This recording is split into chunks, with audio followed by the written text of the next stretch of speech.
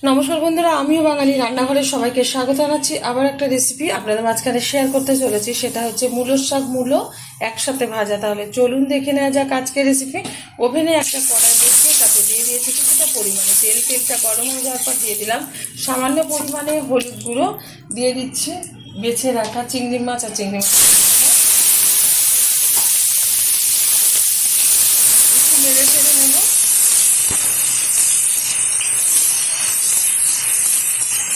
একটু নেড়ে চেড়ে নিলাম চিংড়ি মাছটা, খুব ভালোভাবে ভাজলাম না, তাহলে কিন্তু শক্ত হয়ে যাবে। এখন দিয়ে দেবো থেতো করে রাখা কিছুটা আদা।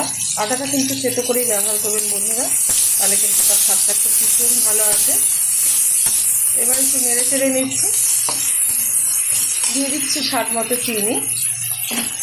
যারা শাকে মিষ্টি খাবেন না তারা চিনিটা দেবেন না। দিয়ে দেবো কুচিয়ে রাখা শাক আর মূলোর শাক আর মূলো।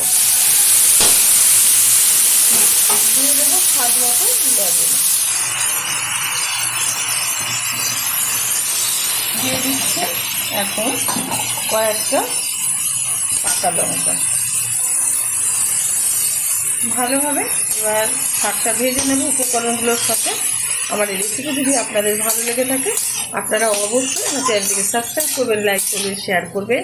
আর এরকমভাবে একবার মূলোর শাক ভাজা খেয়ে দেখবেন, গরম ভাতের সাথে ভীষণ ভালো লাগবে। ঢেকে দিচ্ছি 5 মিনিটের জন্য। 5 মিনিট বাদে ঢাকনাটা তুলে দিচ্ছি। ওভেনের আঁচটা হাই করে দিলাম।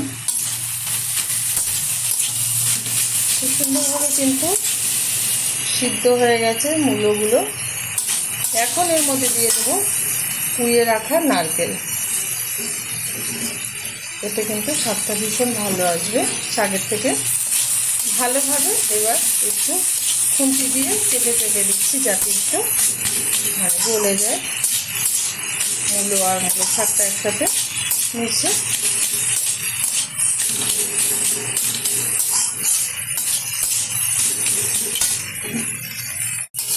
সুন্দরভাবে কিন্তু মূলো শাকটা হয়ে গেছে রান্না। এখন নামিয়ে ঢেলে দেবো একটা পাত্রে। দেখা হবে পরের ভিডিওতে নতুন কোনো রেসিপি নিয়ে। ধন্যবাদ।